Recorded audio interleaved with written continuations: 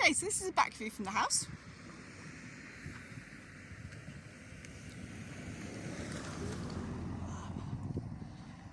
And so you just see a little bit from a different perspective. This piece of land at the bottom isn't ours. It belongs to a woman who tried to pinch a whole load of our land last year, but we managed to see her off. That took a bit of doing there. So this is the back of the garden. That's wildly stunning. However, what I'm bringing you into is 2023-24 project. So this piece of land has been a bit contentious ever since we got it. And as I said, it was subject to a land grab last year. Luckily we had all the paperwork for it, and it was proven that it was ours and not hers. So this is what we're going to attempt to put into as a productive garden, sort of part of this year, probably the latter end, and obviously more for next year. So next year there will be a wall here.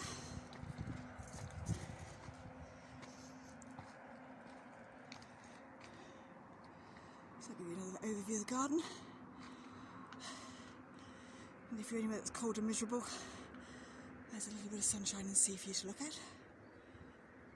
It's actually a beautiful day today. It's not quite as hot as yesterday, which is quite nice. And you have to excuse me huffing and puffing up this hill. So, this is still part of the new garden.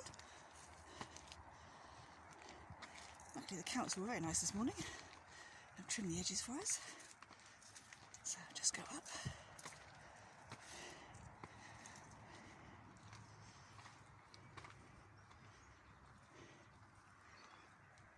So this is in effect what we're going to be sorting out this year.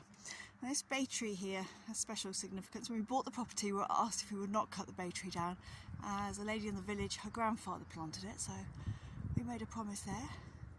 Occasionally gets raided by the locals for the bay leaves.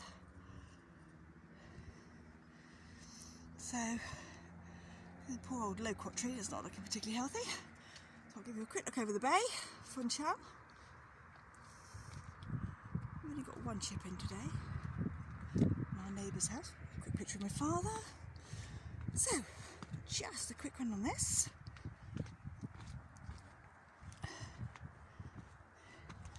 So the only new thing I've actually bought so far for the garden is this poor little peach tree. And he was in a hardware store looking decidedly miserable. In fact, he was getting close to death. So he's been in here for a week now. And we've got the first leaves, the bark's beginning to green up, and he's actually looking a lot healthier. So, as you can see, it's weeds, and possibly a few more weeds. Although we do have some ostomeria in here, which have grown as we've sown some compost down. So we've got a little clump there, which I found this morning.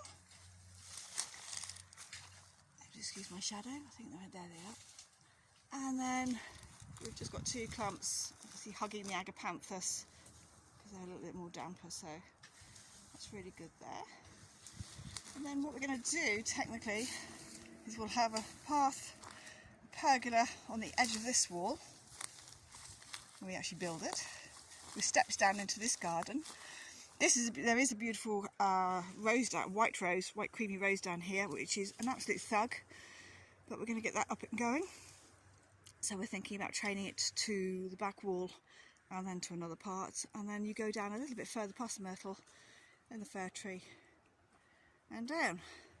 So we've got these monsters to contend with, and they're evil swines. So we've got those, which just seem to grow from nowhere. I think we've got Cosmea in this year, which is fine. We can keep those, or most of them, alive. What else we got? I mean, I know this is a weed, but it is actually rather beautiful. So we'll bring this in. Although they won't be staying for that long. Yes. So I can find it. We have here a little wild sweet pea. So that's really pretty and incredibly invasive. And look at this, the first prickly pear of the year. That pear? Yeah, that is a pear. Oops. There we go. Now, isn't that gorgeous? So, this is our new project. So I shall keep you updated and let you know when I've just put in my sweet peas, which are going to form part of the wall. And it's going to be onwards and upwards. Thanks very much. Bye.